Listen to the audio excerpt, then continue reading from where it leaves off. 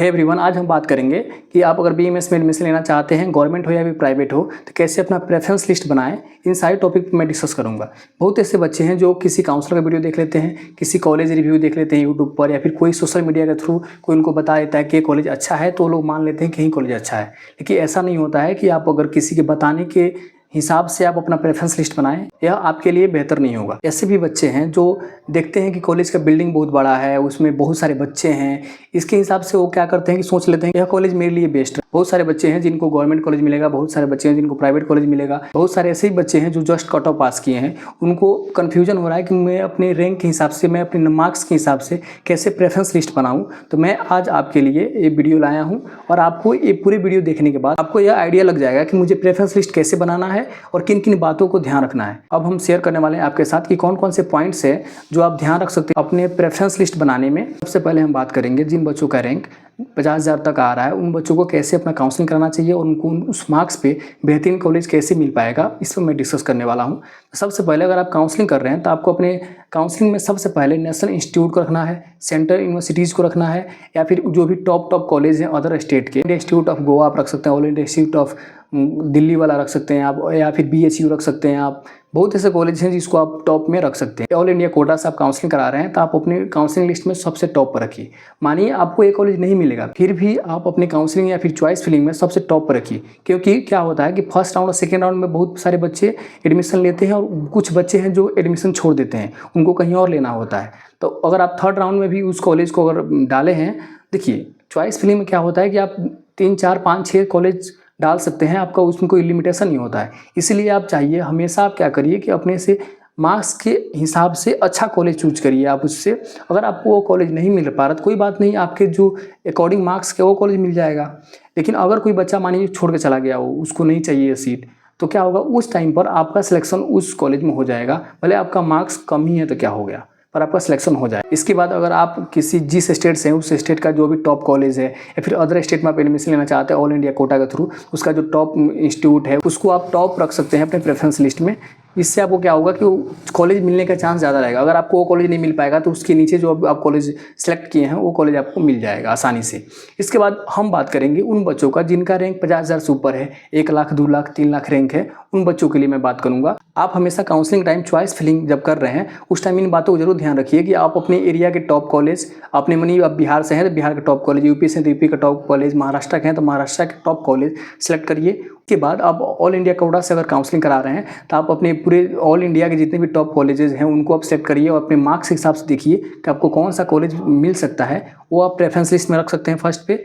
इसके बाद आप क्या कर सकते हैं कि और भी एवरेज जो भी कॉलेजेस हैं जहाँ पर पेशेंट फ्लो अच्छा हो, आप जब प्रेफरेंस लिस्ट बनाएं तो एक बात का जरूर ध्यान रखें कि आपका कॉलेज थोड़ा पुराना कॉलेज हो। आप ध्यान रखिए कि जो भी आप कॉलेज सेलेक्ट कर रहे हैं उसमें अगर PG के कोर्स अवेलेबल हैं तो और अच्छा रहेगा, उसमें डिपार्टमेंट्स बहुत सारे हों। हॉस्पिटल में जितना ज़्यादा डिपार्टमेंट होगा उतना ज़्यादा आपको प्रैक्टिस मिलेगा, क्लिनिकल एक्सपोजर आपको अच्छा से मिल पाएगा। तो चलिए अब हम बात करेंगे कि अपना प्रेफरेंस लिस्ट कैसे बनाएं, किन किन बातों को ध्यान रखें और किन किन बातों का गलती नहीं करना अपने प्रेफरेंस लिस्ट बनाने में। अगर आप प्रेफरेंस लिस्ट बना रहे हैं तो सबसे पहला पॉइंट आपका यही होना चाहिए कि आपका कॉलेज का लोकेशन कैसा है। देखिए अगर आप अपने स्टेट में लेना चाहते हैं तो अपने घर के आसपास जो कॉलेज है उनको आप सेलेक्ट कर सकते हैं। देखिए ऐसा नहीं होता है कि अपने घर के आपके आसपास कॉलेज है तो आपको टॉप लिस्ट में डालना है, नहीं। आप अपने घर के आसपास अच्छा कॉलेज है उसको आप सेलेक्ट कर सकते हैं, या फिर अगर ऑल इंडिया कोटा के थ्रू आप एडमिशन लेना चाहते हैं तो अदर स्टेट भी आप सेलेक्ट कर सकते हैं। अगर अदर स्टेट में आप एडमिशन लेना चाहते हैं वहाँ पर देखिए ध्यान रखिए इन बातों का कि वहाँ पर ट्रांसपोर्टेशन की सुविधाएं अच्छा हो, कोई भी स्टेशनरी का सामान खरीदना हो या फिर शॉपिंग करना हो, आपको जो भी कुछ खरीदना हो वहाँ पर सुविधाएँ अवेलेबल हो। इन बातों को जरूर ध्यान रखिए आप एडमिशन लेने से पहले। बहुत ऐसे भी स्टूडेंट होंगे जो गर्ल्स हैं, गर्ल्स के लिए हॉस्टल में रहना कंपल्सरी होता है क्योंकि घर वाले नहीं चाहते हैं फर्स्ट ईयर में बाहर रहें। इसीलिए आप ऐसा कॉलेज सेलेक्ट करिए जो सिटी में हो, वहाँ पर गर्ल्स के लिए सेफ्टी का ध्यान रखा जाता हो। इन सभी पॉइंट्स का आप ध्यान रख सकते हैं। इसके बाद आप जरूर ध्यान रखिए कि आपको लैंग्वेज बैरियर नहीं होना चाहिए। कोई भी कॉलेज आप सेलेक्ट कर रहे हैं तो वहाँ पर लैंग्वेज बैरियर ना हो। जैसे आपको हिंदी इंग्लिश बोलना आता है लेकिन आप महाराष्ट्र में चले जाइए या फिर कनाडा में चले जाइए, वहाँ पर ऐसा ना हो कि आपको वहाँ पर लोकल लैंग्वेज आकर उसका बोलना पड़े, मराठी बोलना पड़े। तो आपको अगर नहीं आता है तो वहाँ पर आपको इशू आएगा, प्रॉब्लम्स आएंगे। तो आप हमेशा अपना प्रेफरेंस लिस्ट अपने हिसाब से बनाइए। आपको जो लैंग्वेज आता है उस वहीं स्टेट के कॉलेज आप सेलेक्ट करिए। इन बातों का आप जरूर ध्यान रखें एक बार कॉलेज सेलेक्ट करने से पहले। इसके बाद हम बात करेंगे कॉलेज का स्टेबलाइजेशन कब हुआ होगा।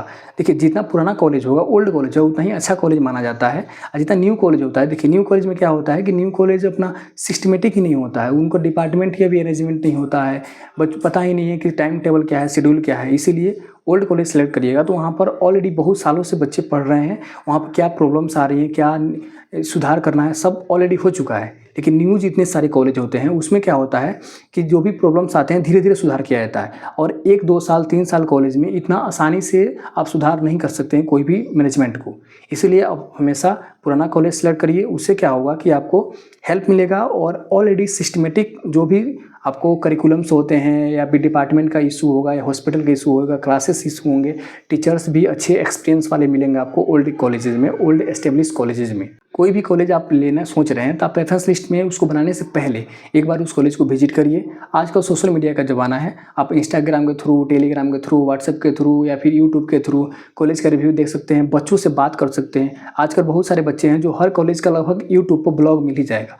आप उनसे कनेक्ट करिए, उनसे बातें करिए, उस कॉलेज में क्या क्या सुविधाएं हैं। बिना विजिट किए आप कोई भी कॉलेज को ऐसे प्रेफरेंस लिस्ट पर खुद से नहीं रख दीजिए, किसी ऑनलाइन देख लिए, ऐसा नहीं। आप किसी से पर्सनल कॉलेज के मेंबर से बात कर सकते हैं, बच्चा भी हो सकता है, वो कॉलेज के स्टाफ भी हो सकते हैं, या फिर कोई भी आप वीडियो भी देख सकते हैं। इसके बाद आप ऐसे कॉलेज को सेलेक्ट करिए, ऐसे कॉलेज को अपने प्रेफरेंस में सबसे पहले रखिए जिस कॉलेज में आप प्रॉपर क्लासेस चलती हों, जितनी फैकल्टी हैं वो सब अवेलेबल हों, प्रॉपर प्रैक्टिकल कराया जाता हो। बहुत ऐसे कॉलेज हैं जहाँ प्रैक्टिकल नहीं कराया जाता है, इसलिए आप हमेशा प्रैक्टिकल पर जरूर फोकस करिए, क्योंकि अगर आप प्रैक्टिकल नहीं कर पाइएगा तो आपको अच्छा से टॉपिक समझ में नहीं आएगा। क्योंकि आप डॉक्टर बनने वाले हैं तो आपको हर एक पॉइंट समझ में आना चाहिए, आपको अपनी आंखों से देखा होना चाहिए हर एक पॉइंट। प्रैक्टिकल कराया जाता हो, डाइसेक्शन कराया जाता हो। जिस कॉलेज में डाइसेक्शन प्रॉपर कराया जाता है तो बच्चों को पता रहता है कौन सी बोन कहाँ पे है, कौन मसल्स कहाँ पे, कौन आर्टरीज कहाँ पे है, तो आपको सब पता होना चाहिए। डाइसेक्शन के थ्रू पता होता है ये सब बात।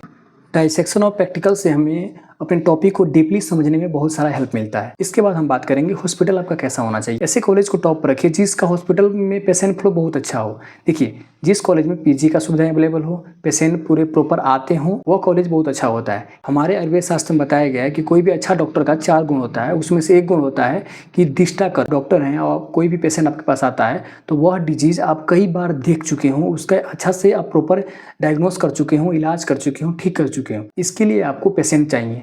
इसीलिए जिस हॉस्पिटल में ज़्यादा पेशेंट होते हैं वहाँ पर बहुत सारे पेशेंट आते हैं, एक ही डिजीज़ के, अलग अलग डिजीज़ के भी आते हैं, तो आप देखिएगा उससे क्या होगा कि आपको प्रैक्टिस अच्छा मिलेगा। जब आपका प्रैक्टिस अच्छा होगा तो आप एक अच्छा डॉक्टर बन पाइएगा। अगर आपके हॉस्पिटल में अलग अलग डिपार्टमेंट है, जैसे पीजी है, पीजी में क्या होता है तो बहुत सारे डिपार्टमेंट होते हैं, जैसे हो गया कर्मा डिपार्टमेंट हो गया, बच्चों का डिपार्टमेंट होता है, उसके बाद सर्जरी डिपार्टमेंट भी होता है, जनरल मेडिसिन का डिपार्टमेंट होता है, ऑन्कोलॉजी, कार्सिनोमा वाले पेशेंट आते हैं, उसमें ऐसे बहुत सारे डिपार्टमेंट होते हैं। आपके हॉस्पिटल में जितना ज़्यादा डिपार्टमेंट होगा उतना ज़्यादा आपको एक्सपोजर मिलेगा पेशेंट का, और आप अच्छा से डायग्नोस करना सीख पाइएगा। इसीलिए आप अपने प्रेफरेंस लिस्ट में ऐसे कॉलेज को सबसे पहले टॉप पर रखिए जहाँ पर हॉस्पिटल में पेशेंट फ्लो बहुत अच्छा हो, क्लिनिकल एक्सपोजर बहुत अच्छा मिल रहा हो। अब हम बात करेंगे उन बच्चों के लिए जो बच्चे चाहते हैं पार्शियल ड्रॉप लेना। बहुत ऐसे बच्चे हैं जिनको ड्रीम कॉलेज नहीं मिल पाया, पर वो चाहते हैं अपना ईयर बर्बाद ना हो, इसलिए वो एडमिशन ले लेते हैं और नेक्स्ट ईयर भी नीट का एग्जाम देंगे। उन बच्चों के लिए इन बातों का जरूर ध्यान रखना होगा कि जो भी आप कॉलेज सेलेक्ट कर रहे हैं उस कॉलेज में कोई बॉन्ड साइन ना कराए आपसे। देखिए, बॉन्ड कई टाइप्स के होते हैं। कुछ बॉन्ड होता है जो क्या होता है कि अगर आप मेरे कॉलेज में एडमिशन ले लीजिएगा तो आपको पूरे 1 साल का फीस जमा करके ही आपको इस कॉलेज को छोड़ पाइएगा। कुछ कॉलेज ऐसे होते हैं जो बोलते हैं नहीं, पूरे कोर्स का फी आपको पे करना पड़ेगा। कुछ ऐसे कॉलेज होते हैं वो बोलते हैं आप तो बीएमएस कर लिए, इसके बाद आप हमारे हॉस्पिटल में 2 साल आपको काम करना पड़ेगा, इसके बाद ही आप इस कॉलेज को छोड़ के जा सकते हैं, आप डिग्री ले सकते हैं। तो बहुत सारे बॉन्ड होते हैं कॉलेजेस का, अलग अलग कॉलेज का अलग अलग बॉन्ड होता है। तो आप इन बात को जरूर ध्यान रखिए कि आपके कॉलेज में कोई बॉन्ड तो नहीं है, आपको वो बॉन्ड पसंद है कि नहीं है। अगर आप नहीं, आपको ड्रॉप लेना है लेकिन आपके कॉलेज वाले बोल रहे हैं नहीं आपको पूरे ईयर का फीस देना है, तो आपके लिए वह कॉलेज अच्छा नहीं है। इसलिए आप कोई भी आप कॉलेज सेलेक्ट कर रहे हैं तो आप जरूर इन बॉन्ड का ध्यान रखिए जो बच्चे पार्शियल ड्रॉप लेना चाहते हैं। या फिर बहुत सारे ऐसे ही बच्चे हैं जो चाहते हैं नहीं हम बीएमएस करके अपना खुद का क्लिनिक चलाएंगे या फिर खुद हम पीजी का प्रिपरेशन करेंगे, हमको आपके हॉस्पिटल में काम नहीं करना है।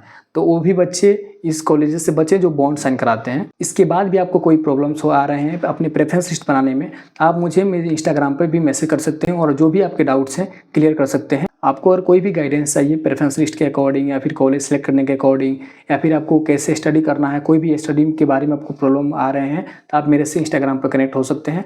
Thank you for watching this video.